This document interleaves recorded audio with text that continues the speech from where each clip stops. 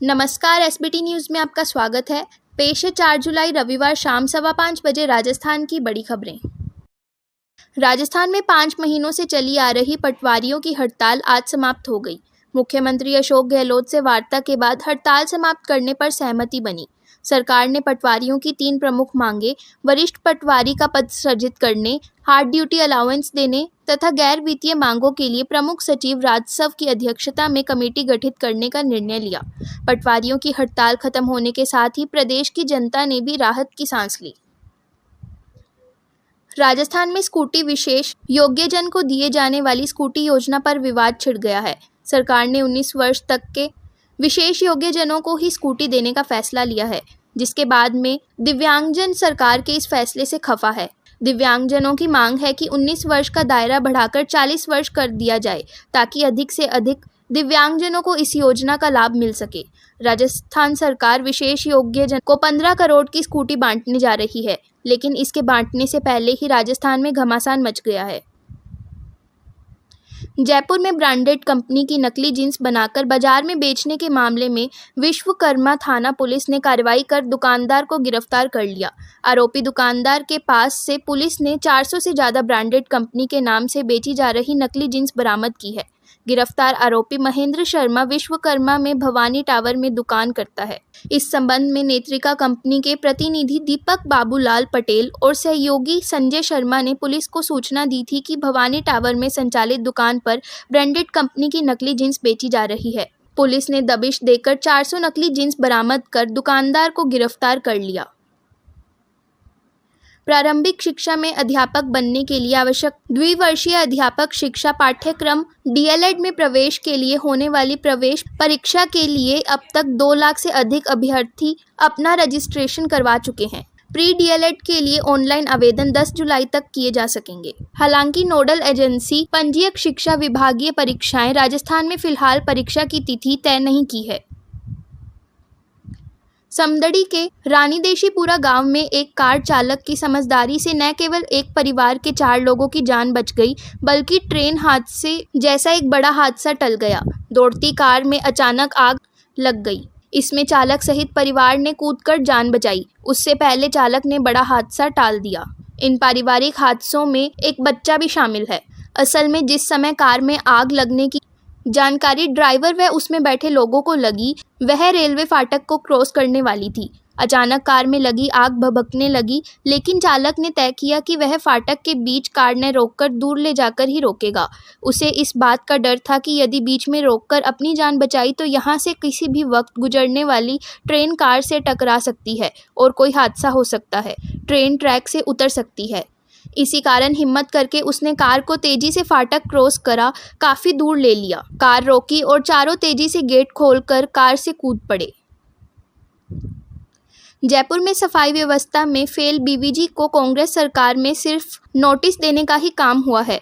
ACB viral video पर कार्रवाई कर रही है। उसके बावजूद कंपनी को 8.50 करोड़ का पेमेंट हुआ, जबकि कभी बीजेपी सरकार में कंपनी के खिलाफ कांग्रेस नेता मुखर थे। मंत्री प्रताप सिंह खाचरियावास ने तो उस वक्त कंपनी की शिकायत एसीबी से की थी। अब उन्हीं की सरकार में न तो सफाई व्यवस्था का ठोस मैकेनिज्म बन पाया, न ही इसमें फेल हुई कंपनी के खिलाफ कोई ठोस कार्रवाई। हाल ऐसे हैं कि दोनों सरकार के कार्यकाल में बीवीजी के आगे सिस्टम बैकफुट पर रहा। लुटेरी दुल्हन समेत एक अन्य युवती खिलाफ 2 केस दर्ज जयपुर पुलिस ने दर्ज किए हैं। पहले केस में दुल्हन तो शादी की तीसरी दिन ही जेवर समेटकर फरार हो गई। शादी कराने वाले ने लाखों रुपए ले लिए सो अलग। दूसरी युवती जो कई महीनों से अपने प्रेमी के साथ लिव इन में रह रही थी, अब उसने अपने प्रेमी से रुपयों की डिमांड करना शुरू कर दिया, नहीं तो उसे केसेस में फंसाने की धमकियां दे दी। आरोपी थाने पहुंचा और पुलिस को घटनाक्रम बताया तो एक बार तो पुलिस भी चौंक गई। बाद में उनकी शिकायत पर केस दर्ज किया गया है। अलवर के सरिस्का में बाघों का ही नहीं, लुप्त प्राय हो गिद्धों का कुनबा भी तेजी से बढ़ा है। इसी का नतीजा है कि 3-4 पहले तक सरिस्का में लुप्त प्राय हो चुके गिद्ध अब खुलेआम जोहड़ व पोखरों पर बैठे दिखाई देते हैं। इन दिनों भर्तृहरि के पास सिहाली जोड़ा पर गिद्ध आसानी से बैठे दिखाई देते जा रहे हैं। करीब 3-4 साल पहले यहाँ 45 से 50 गिद्ध होने का अनुमान था, जिनकी संख्या बढ़कर करीब 500 तक पहुंच गई है। इनमें कई प्रजाति ऐसी भी है जो कि प्रवासी हैं, वहीं 5 प्रजातियां स्थानीय गिद्धों की है। कोटा में चल रहे विकास कार्यों का निरीक्षण करते समय नगरीय विकास मंत्री शांति धारावाल ने ठेकेदार फर्म और नगर विकास न्याय के अभियंताओं पर नाराजगी जताई। उन्होंने कहा, 4-5 लापरवाह इंजीनियर को कोटा से बाहर भेजा जाएगा। इस तरह देरी की तो सस्पेंड करके श्रीगंगानगर भेज देंगे। मंत्री ने यह भी कहा कि ठेकेदारों की भाषा क्यों बोल रहे हैं।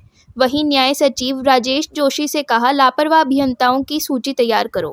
विकास कार्यों की गुणवत्ता एवं समयबद्धता में किसी प्रकार की ढिलाई बर्दाश्त नहीं की जाएगी। ठेकेदार फर्म पर भी जुर्माना लगाने की कार्रवाई की जाएगी।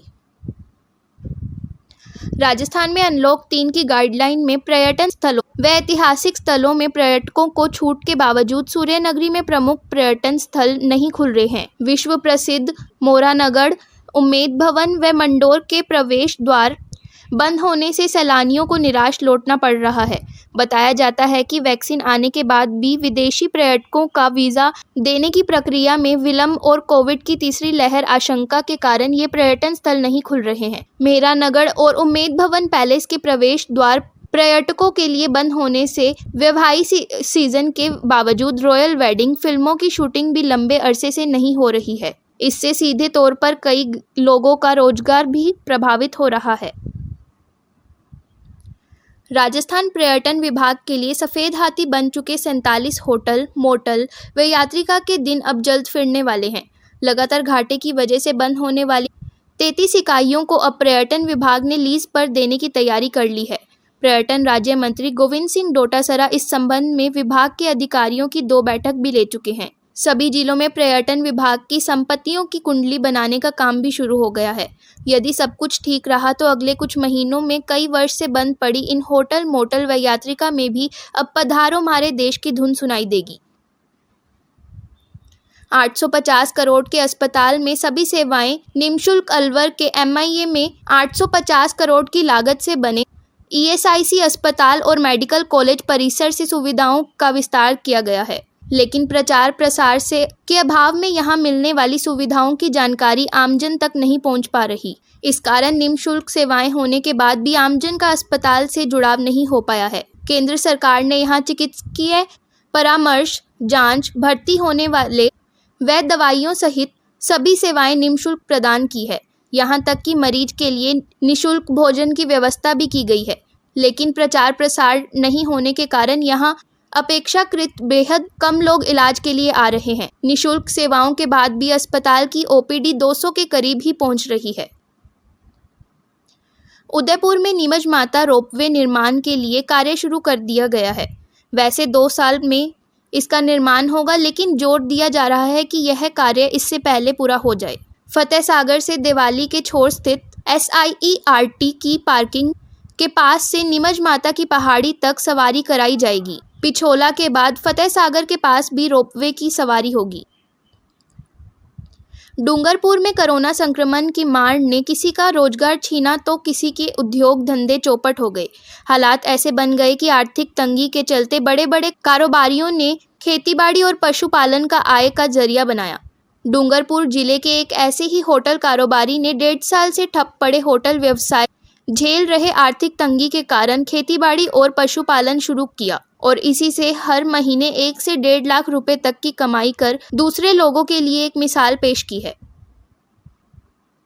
देश को 750 से अधिक रेल इंजन देने वाली VK सक्सेना अब राजस्थान में नए मेडिकल इंजीनियरिंग हेड होंगे। रेलवे बोर्ड के अध्यक्ष सुनीत शर्मा की अनुशंसा पर डिप्टी सेक्रेटरी SSC कृष्णा ने सक्सेना को उत्तर पश्चिम रेलवे का प्रिंसिपल चीफ मैकेनिकल इंजीनियर बनाया है।